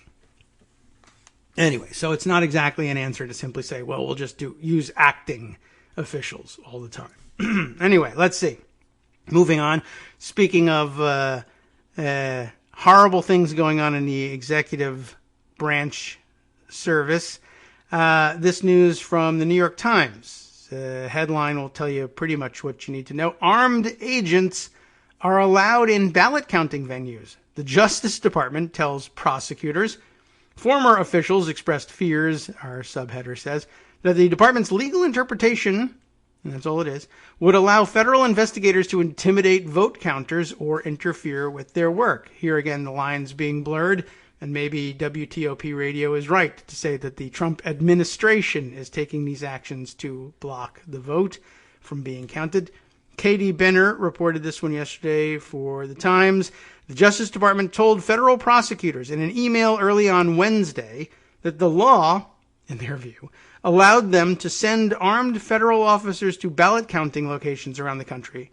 Why? To protect the counters? No. To investigate potential voter fraud, which they've been searching for about as long as they've been searching for something to replace the Affordable Care Act with. This, according to 3 people who described the message. The email created the specter of the federal government intimidating local election officials or otherwise intervening in vote tallying amid calls by President Trump to end the tabulating in states where he was trailing in the presidential race, former officials said. And being as we are already through the looking glass on the, well, they wouldn't do it that way scenario. I mean, I guess the ultimate fear here is that it means the possibility of armed federal agents, who knows what they do with their time once they're placed in these ballot counting centers. And, does it extend to that ballot doesn't say Biden, it says Trump. No, it doesn't. It very clearly says Biden. Oh, yeah? Rax shotgun. I say it says Trump. Now, no one really believes that it would get there, but it's been a rocky 4 years, is all I'm saying. It could take subtler forms, to be sure. Anyway, a law prohibits the stationing of armed federal officers at the polls on Election Day. So doesn't that kind of stand in the way of things? This is the Justice Department. They're supposed to be fairly adept at reading laws. For instance, just what we were speaking about a minute ago, in a couple of months you'll find that there are judges and Justice Department lawyers, perhaps, too, or less in a couple of weeks anyway, saying, well, that's not what the law says. It says it has to be the secretary. Well, there's this other interpretation. Well, here we have a law that prohibits stationing of armed federal officers at the polls on Election Day, but it's not Election Day anymore, and so maybe it's okay. What law is it? It's clickable here. 18 U.S. Code Section 592, troops at the polls. And remember, they threatened this too. Whoever, being an officer of the Army or Navy, or other person in the civil, military, or naval services of the United States, orders, brings, keeps, or has under his authority or control any troops or armed men at any place where a general or special election is held, unless such force be necessary to repel armed enemies of the United States, that's a maybe, shall be fined under this title or imprisoned not more than 5 years or both, and be disqualified from holding any office of honor, profit, or trust under the United States, which is interesting because that's a punishment similar to impeachment. One of the possibles, anyway. This section shall not prevent any officer or member of the armed forces of the United States from exercising the right of suffrage in any election district to which he may belong, if otherwise qualified according to the laws of the state in which he offers to vote, just to clear that up. So, does that apply? And is there wiggle room for the Justice Department? Of course, this liberal writer for the garbage New York Times says a law prohibits stationing of armed federal officers at the polls, and a strict reading says, well, it tells me you can't send military personnel, although it does say troops or armed men at any place. Does that mean I can send armed women? I'm not sure. Shut up, you stupid originalist. And besides, this isn't originalism. This is a statute passed in 1948 and I guess updated in 1994. So you're not talking about an originalist sentiment. But, once again, apparently in the view of the New York Times, a law prohibits this. But the Department of Justice says, to hell with laws. We're going to do it. A top official told prosecutors that the department interpreted the statute to mean that they could send armed federal officers to polling stations and locations where ballots are being counted anytime after that. So I guess they mean election day. On election day, we're prohibited from doing it. But as soon as the election day is over, I don't know what the point of sending armed officers to the polls would be at that point, but where they do the ballot counting, that's totally different.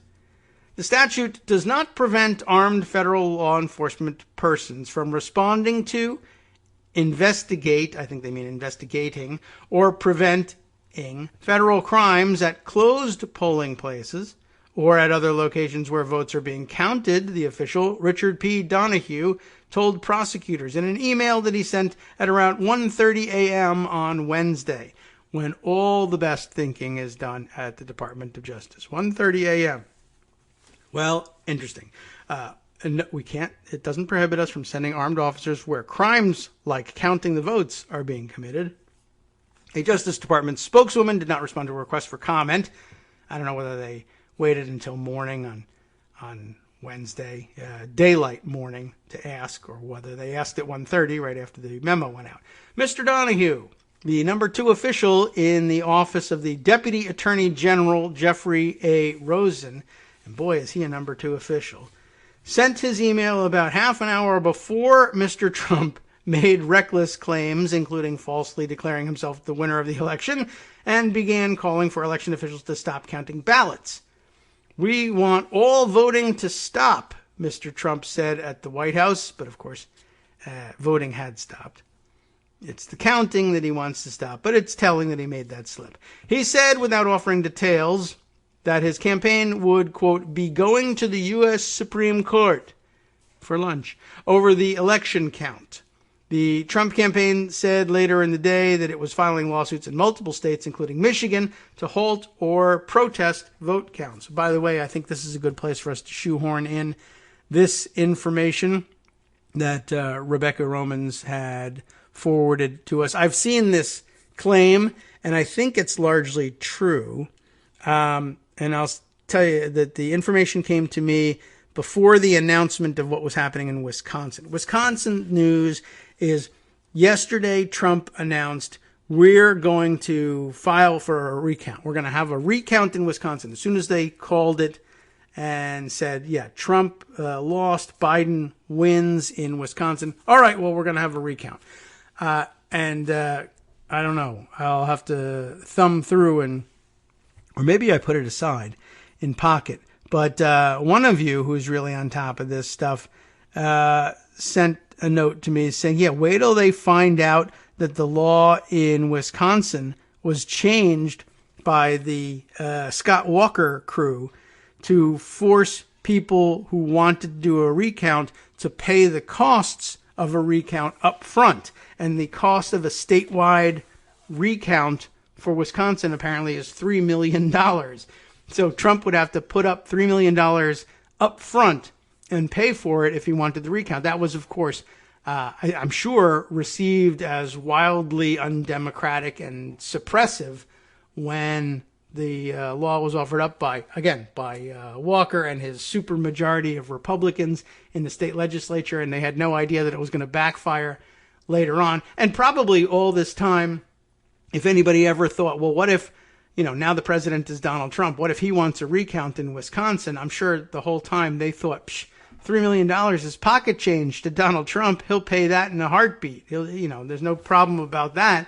Let rich people have recounts. Let poor people be prevented from having recounts. Well, as soon as I processed that information, the news suddenly turned, and the announcement from the Trump campaign was that they were going to be dropping the lawsuit or dropping the recount effort in Wisconsin after all, without attributing it to anything in particular. But I think our tipster was right. I think that's really true. So, yeah, Rebecca, thanks for the reminder. It was something I wanted to bring up today just because it was fun. Now back to the story about what the Justice Department is up to. There's, let's see, the Trump campaign, filing its lawsuits in multiple states, including Michigan. One state election official vowed to resist any interference or intimidation efforts by federal officials. That's nice. Elections are a state matter, and we have authority as state officials over anyone trying to enter locations where ballots are being counted, said Attorney General Maura Healey of Massachusetts. Whatever. Okay, anything else is a radical reinterpretation of the law. States can handle elections, and we will ensure the people decide the outcome. But I don't think there's any federal agents showing up in Massachusetts. But as long as, well, now you know you're well guarded. The election has been both unusual and charged. Thank you.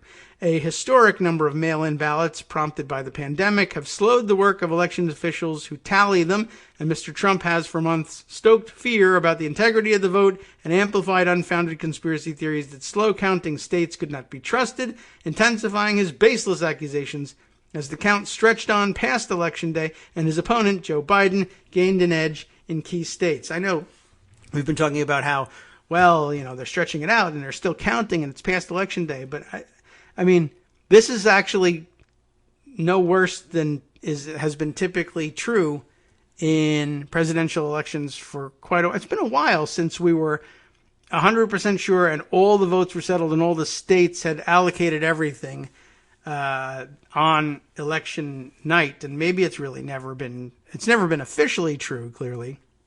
But surely we all remember that there were some elections where they had the estimates together. But even then, it often took until, well past midnight to get that done. I mean, it's only Thursday morning here. This is not unusual in the least. Anyway, let's see. Is there more to discover here? Attorney General William Barr also spent the months leading up to Election Day echoing the president's dark warnings, claiming again without evidence that the wave of mail-in ballots would lead to an unprecedented amount of voter fraud. It has not. He cited as one example 1,700 falsified ballots that the Washington Post found to be false. So my example is false. And many others as well. The department's spokeswoman blamed an inaccurate memo from an aide for that one. Anyway, I think really we've got what we need from this article and the headline and a reminder that Bill Barr, right along with Trump, has been lying about the prospect of fraud for a long time. There's news. Oh, I forgot to bring this up with Greg. There's news from Virginia 7 where Abigail Spanberger is back in the hunt, or at least was yesterday.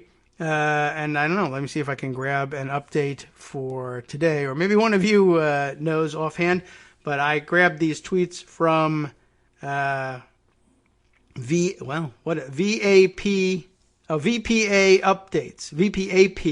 updates. Shoo. And who is VPAP? Well, I don't know. It's Virginia something. So I have to go in and look it up. Is there somebody? No, really? Front page of your Virginia Public Access Project. Okay. So thankfully, I finally found the answer for that one. Let's see. So VPAP updates, tweeting yesterday that in the 7th District, Spanberger, at the time, let's see, this is 17 hours ago, 5:22 p.m. yesterday, Spanberger now leads by 5,134 votes after, and I've never learned the pronunciation of my own, it's not my county, but it's down Richmond area. And I've heard various pronunciations of it, Henrico and Henrico counties, and I don't know which one is correct, but yeah, I'm never going to learn this anyway. Anyhow, 5,134 votes leading after the county posted 14,616 central absentee votes that were overlooked on election night. And this is going to cause people to how overlooked on election night. Officials overlooked the ballots, which, this is great, were saved on a memory stick that had been mislabeled as provisional ballots. So wouldn't ordinarily be being counted at this point. So let's be careful about how we label things. That's going to, of course, launch 1,000 conspiracy theories, but I'll see if I can't spend a minute or two over the break looking for updates on things here. I can follow this thread, but it only goes down through, about 6 o'clock yesterday. The race standing pretty much the same 5,134 votes. Spanberger in the lead. We'll look to see if there's any news from this morning over the next 2 minutes, and see you again for our last segment next.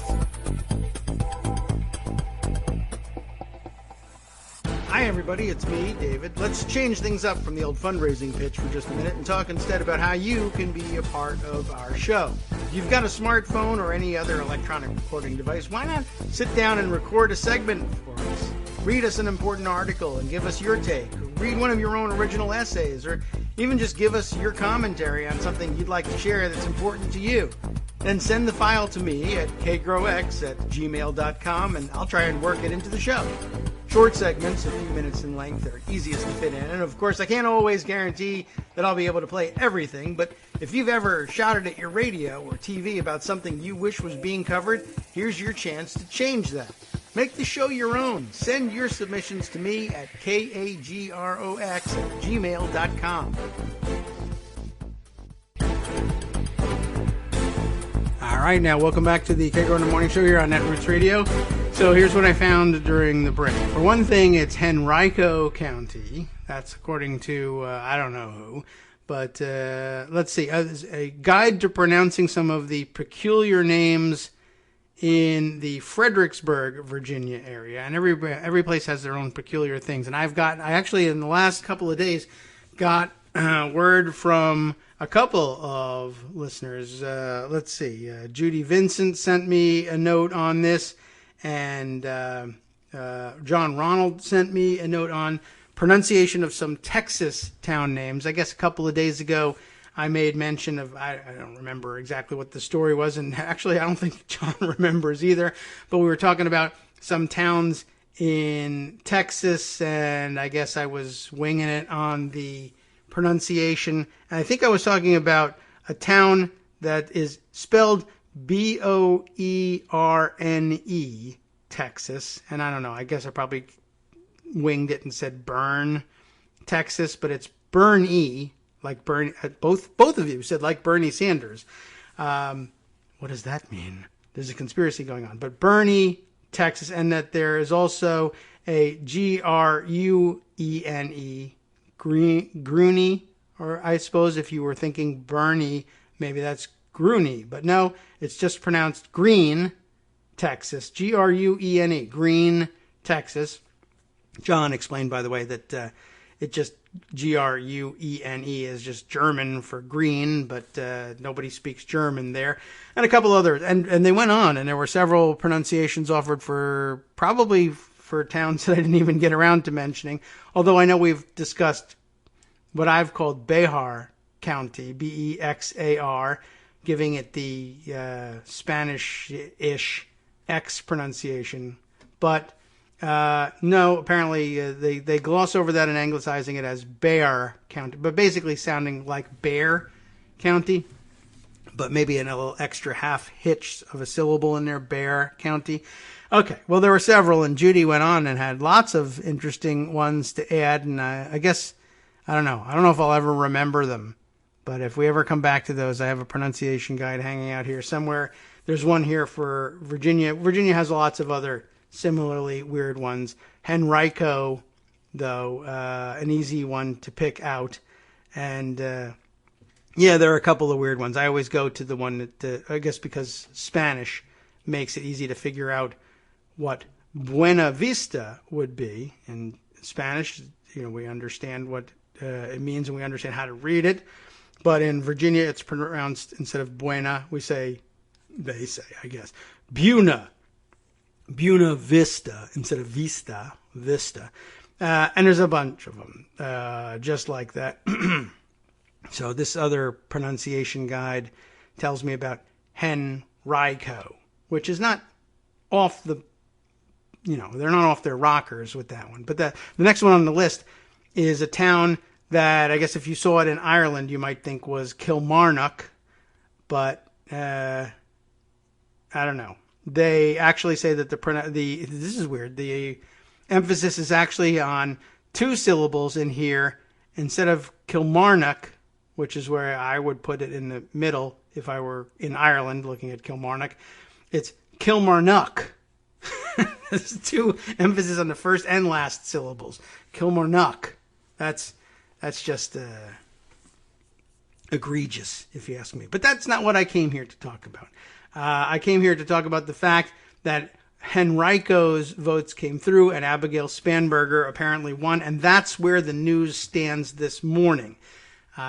Just checking on things here, and the latest available news articles basically all say that Spanberger declares victory after taking 5,100 vote lead over her opponent, who pronounces his name in a funny way too. I've seen that same surname pronounced Friedis, but I think that's not it for Nick. And I think Greg had the right pronunciation yesterday, and it might be Friedis the way he says it. But at any rate, I don't know who's right, but I like Friedis better because they're nicer people, and I'm related to them. So I'm going to go with that pronunciation. Anyway, yes, that also reminds me that Elaine Luria's election was hanging out there, as well as Alyssa Slotkin's. And word is that both of them have held on to their House seats as well. So good news. And again, the results go bluer as time goes on, very much like 2018 after all. Okay, so I'm glad we got up to speed on that one. It's important to know what's happening in the middle of the road, and Abigail Spanberger features so prominently in all of our stories and commentary. I thought we should get up to date on it. Let's see. Other interesting stories. Oh, yes, I happened to see this quick hit from Daniel Dale, I think yesterday, just pointing out he took a screenshot saying, this is what the president's Twitter feed looks like right now. This was about 21 hours ago, according to Twitter, whatever time that was. So this is what the president's Twitter feed looks like right now, and you could make an argument to label the other 2 as well. What he's talking about here is, let's see, 1, 2, 3, 4, 5 tweets in this screenshot. The first, third, and fifth of which are missing. Replaced with Twitter warnings that say some or all of the content shared in this tweet is disputed and might be misleading about an election or other civic process. So, deleted tweet. Then this one squeaks through, although Daniel Dale says you could make an argument for blocking those too. They are finding Biden votes all over the place in Pennsylvania, Wisconsin, and Michigan. So bad for our country. Let's see, this one doesn't get entirely blocked out, but we got the same label on the all caps, "What is this all about?" tweet. And then, how come every time they count mail-in ballot dumps, they are so devastating in their percentage and power of destruction? That they let through, and then they blocked another one. And the answer is, of course, because everybody who was voting against you wanted to do so from the safety of their own homes. That's why. It's really not a mystery, but maybe only to you. Anyway, thanks to Daniel Dale for pointing that out. Let's see. Let's take a moment to read E.J. Dionne's entry from yesterday in the Washington Post, just by way of warning going forward. Well worth taking a few minutes, I think, to lay this out. The only priority now is to stop a selfish president from demolishing our democracy. That sounds important. What's he talking about? The one and only priority for democracy's champions in the coming days must be to defend an honest vote count against a lawless president who would destroy our constitutional system to hold on to power. President Trump was never expected to be gracious or patriotic about the outcome of the 2020 election, but he proved in the early hours of Wednesday morning that those who expect the very worst of him are always vindicated. We'll be going to the U.S. Supreme Court. We want all voting to stop, Trump said in the wake of a sharply contrasting statement from former Vice President Joe Biden, calling for patience as all the ballots were tallied. We don't want them to find any ballots at 4 o'clock in the morning and add them to the list, Trump went on. And Trump proved again that he can't even be consistent with his own lies. For starters, there's no voting happening when his own interests are at stake. He thus blatantly contradicted himself by saying the one place where he did want vote counts to continue was Arizona, because he was trailing there and has, according to the Associated Press, lost the state.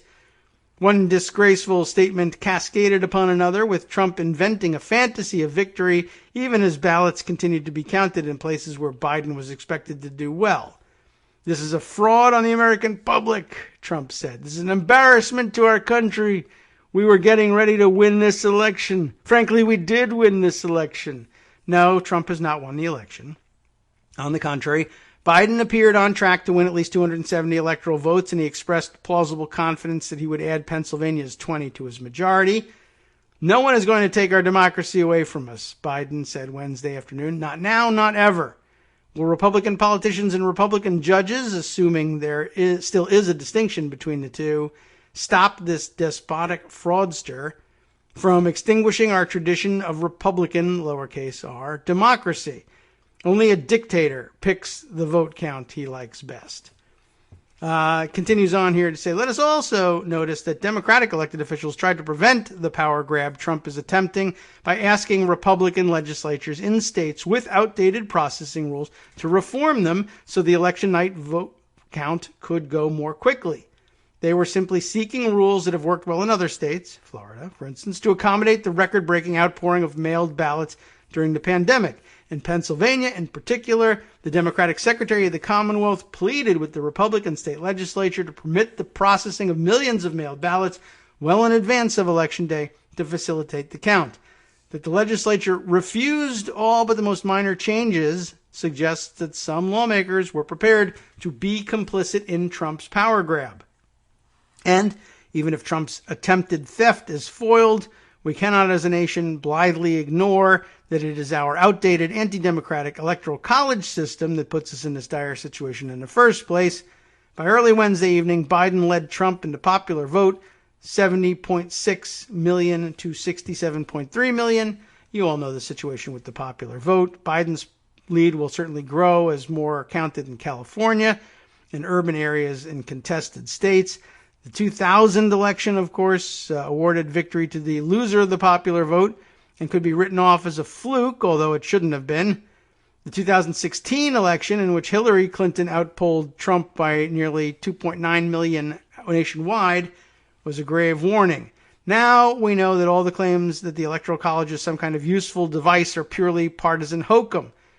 We face a crisis precisely because the electoral system we use is irrational, discriminatory, and subject to the whims of the casino. Yet it is genuinely troubling that a president who behaved as irresponsibly and reprehensibly as Trump did was not routed by a far larger margin. The election proved beyond a doubt how divided we are along partisan and ideological lines. Trump got within cheating distance because, according to exit polling, he secured over 90% of Republican votes and over 80% of the ballots from voters who call themselves conservative. The never-Trumpers on the right were, alas, always a small minority within their own camp. Trump won nearly 6 in 10 of the votes cast by whites and about a third of the ballots cast by Latinos, a finding that will rightly spark much soul-searching among progressives and Democrats. But these are questions to be discussed and debated later, although we did it earlier. For now, there is only one urgent issue. Stop a selfish and reckless president from demolishing our democratic system. Count the votes. Let the voters prevail. The ballots. Count the ballots.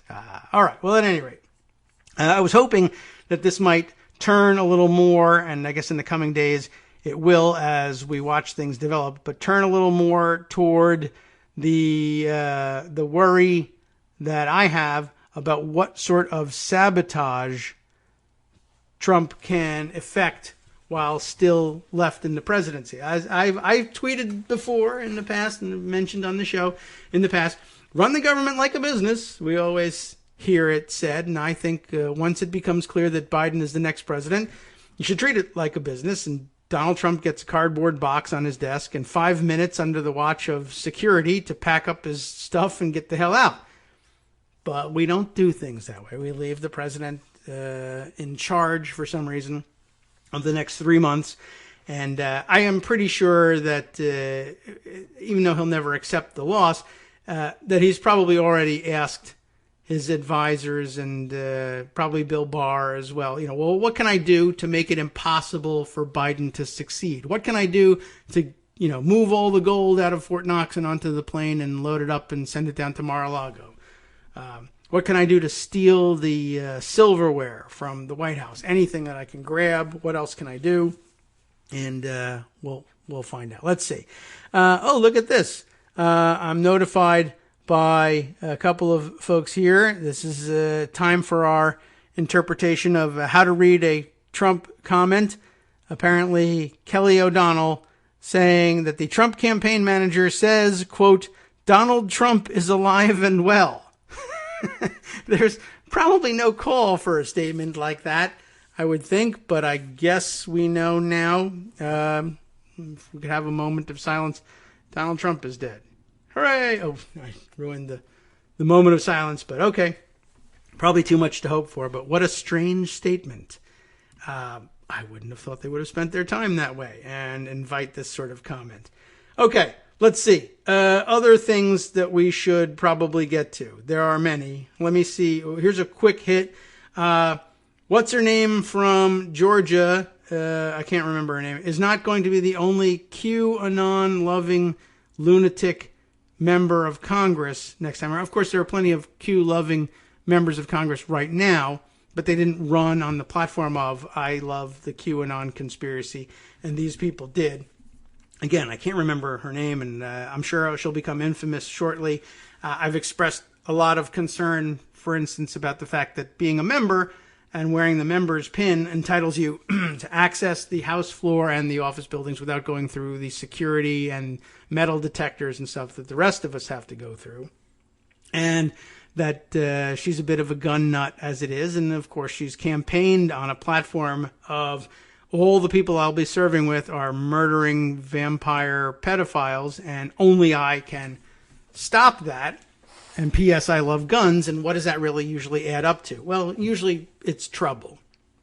But maybe the fact that she was alone would chill her enthusiasm for this. But now we find out she won't be alone. Colorado is sending a gun-loving QAnon wacko to Congress. I think we mentioned her a couple of days ago.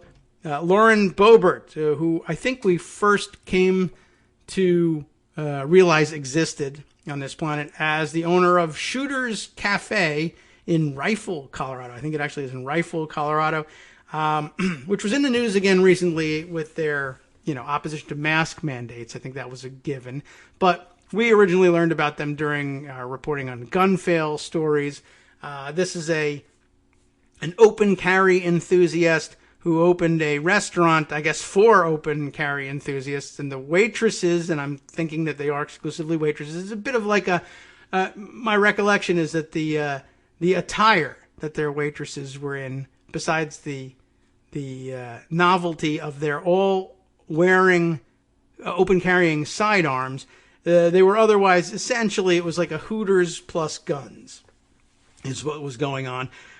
What could be more American, and who should you expect to see more frequently from Republican voters sent to Congress than the owner of such an establishment? And now it's done.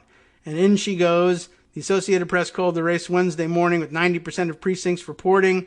Boebert had 51% of the vote, while Democrat Diane Mitch Bush had 46%. Mitch Bush lost to Scott Tipton, the current incumbent there, in 2018. Boebert went on, though, to defeat Tipton for the Republican nomination in the primary. And, the rest of the story is this. She's into Q. That's all you have to know.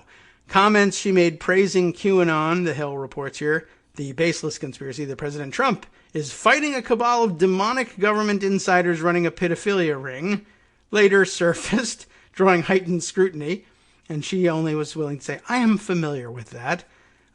During an interview on the right-wing internet show called Steel Truth in May, everything I've heard of Q, I hope this is real, because it only means America is getting stronger and better, and people are returning to conservative values, like vampire pedophilia. I guess. I don't really know how you reconcile those statements, but who cares? This scatterbrained idiot has the apparently now the right to do so, and only question will be, will she carry a gun onto the House floor and make a big deal of it and insist that she has the right to do it, or will she assimilate? Now, actually, The Onion had a headline yesterday, which once again proving that they are more incisive about the news very often than actual newspapers are. See if I can find the headline from yesterday. It'll require some scrolling. But it brought up basically made the issue plain. I think their headline was something along the lines of that, and it was talking about the Georgia kook, who maybe they'll have the name of in their fake comedic piece in The Onion.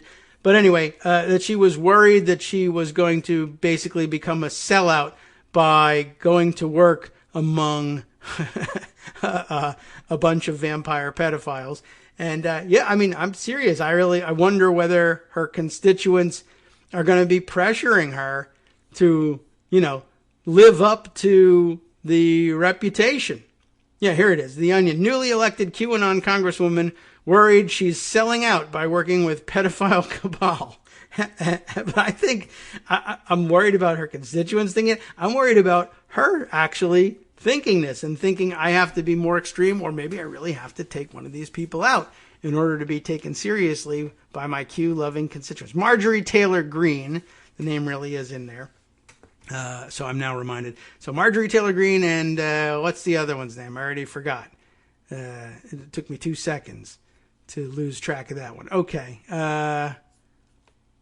There it is. Lauren Boebert. I have too many tabs open at this point. Okay. Another thing that needs updating. We'll make this the next priority. Who sent me this one? Let's see. I saved the tweet so that I could find it. There we are. Linda Chapman had sent me this one. Tweet says, Linda C443, sending me this note after yesterday's story about what was going on with the Postal Service in their fight with Judge Sullivan. I forget which point we left it, but yesterday, word was that Judge Sullivan had, of course, ordered the sweep of the postal facilities. The Postal Service answered, nah, we're not going to do that. But not only that, they waited until after the deadline has passed to say, yeah, by the way, we're not going to do that. And we didn't do that either. And Judge Sullivan was justifiably upset about this and said, well, somebody's going to have to answer for this. And it was interesting orders and proceedings yesterday. And I guess at some point he said, all right, well, the Postal Service is going to have to send me either the postmaster or some other high-ranking official is going to have to come here and explain themselves and either testify as a witness or be deposed as a witness. I need answers about what the hell's going on here. And the Postal Service should be prepared to answer questions about why you defied my order and what's going on here. And the Postal Service, this was interesting. And during the proceedings yesterday, they said, well, we'll have to check schedules and see who's available. And apparently the judge was like, no, they're available. What you need, if you need to check schedules, you need to check what they can do for the Postal Service tomorrow, because they're busy with me in federal court tomorrow. And reminding everybody I'm a judge. I can make them show up. So I don't know whether he resorted to that or whether anybody is showing up today or when they're supposed to go before the judge.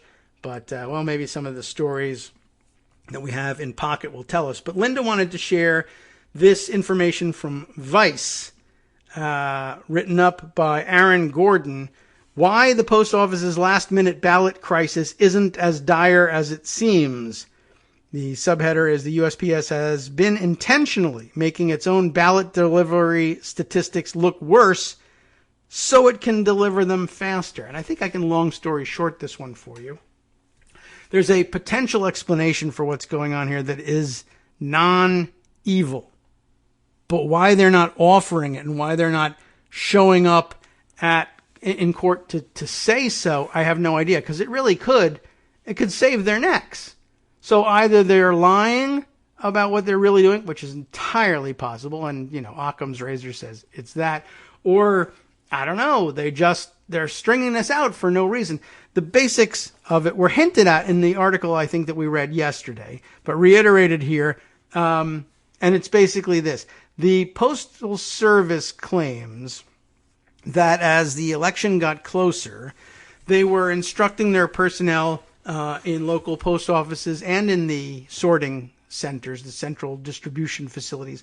When you see ballots in the pipeline, pull them out and expedite them. You know, if you are sorting mail in a local post office for being sent out to the processing facilities, and you see that they're ballots, and they're very easily distinguished envelopes that are in the mix. If you see them, pull them. Don't bother sending them to the sorting facility only to be sorted into they'll be sent back to the right local post office for delivery to the county elections board. But that, it takes time. That's the normal process. But what I'd like you to do is pull them out, and we'll just make up a bag or box or whatever of all the ballots and just send them direct to the county board of elections instead of sending them to the sorting facility. It's much faster. Now, apparently, the post office, like most modern operations, has a procedure for barcoding mail, essentially, and mail is scanned in when it comes into a processing center and then scanned back out again when it's properly sorted and everyone can track where it's going. And in yanking these things out of the normal stream, they did not scan them out, and that's what accounts, they say, for most of the 300,000 plus ballots that were scanned in but not scanned out. I guess these are ones that made it to central processing facilities after going to the local post office, were collected there, were sent on, and then scanned in, and then postal workers said, this is not supposed to be in the stream. This is not supposed to be in the stream. That's not supposed to be in the stream. Take them out and bring them direct. And that's a good answer, although why you can't then scan them on the way out the door, I have no idea. Unless it's all BS and they're throwing them out. I don't know. Got to look into that. That's what the judge is doing. Fine. And then they were saying, well, scanning our postal facilities for these letters is also not going to work because most of them have been yanked from the stream anyway. Now, why you can't come in and see us yanking them from the stream or what boxes and bags we're filling with them and delivering them with, I don't know. But again, they're killing themselves handling this in this way in front of a judge, and the judge is pissed about it. But there is a possible logistical explanation that they, I think, absolutely could get away with if they were willing to demonstrate some good faith. But because they're not, we're stuck with the judge assuming that they're lying. And it was an interesting line that he said, you got to bring me an official or I'll go get one myself. Somebody might have to pay the price for deciding to tell the story this way. It'll be very interesting to see who has to pay it and what the price ends up being. Okay, let's see. Was there more that I could shoehorn in here? All right, we could save this one possibly for discussion on Friday. There's still a lot of very interesting stuff to go through here. How about this one? We'll just read this one on the way out the door here as we prepare to hand things over to Justice. A tweet that I grabbed that was of some interest to me and perhaps to you. Who has tweeted this? Yoda but it's spelled funny. Y-E-A-U-D-A, who tweets as off-brand Yoda, Y-O-D-A, you see. But a good observation, and I think one that a lot of people are coming to this conclusion. Starts off this way with these statistics. 2016, 90% of Republicans, registered Republicans, voted Trump. Now in 2020, 93% of registered Republicans voted Trump. Not a huge surprise except for this other factor.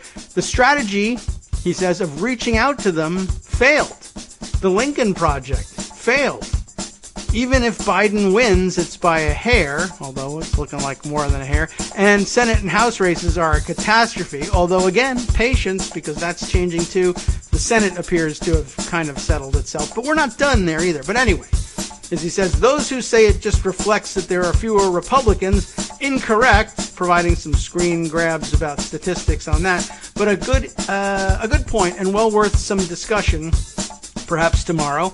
But it's already started among the Twitter denizens was the Lincoln Project worth anything? It made some feel-good ads. I didn't give them any money, and I hope you didn't either, but there were a lot of people who were tempted to do it, thinking that it was going to, I don't know, somehow demolish Trump, or, well, hell, let's demolish Bush as well. Anyway, but or persuade Republicans to come to their conscience and vote Biden. And there were a few, but not at scale, apparently. And the fact that, well, you can't dispute it too much unless the stats are just wrong. 93% of Republicans voted Trump. There's not much outreach to be done. There is a lesson to be drawn here in the transition and going forward for the Biden camp. Biden being a person who loves reaching across the aisle. We know all about that. Anyway. What's up next? I'll tell you. Radio.com. You have been listening to Kagro in the Morning with David Waldman. Well, you know what's next. The West Coast Cookbook and Speakeasy with Justice Putnam, of course. What's up for today? Trump aides describe him as feeling down as Biden approaches 270. San Francisco voters approved higher taxes on CEOs and big businesses, and that sounds pretty good too. Lots more news from around the country and around the world next. Stay tuned.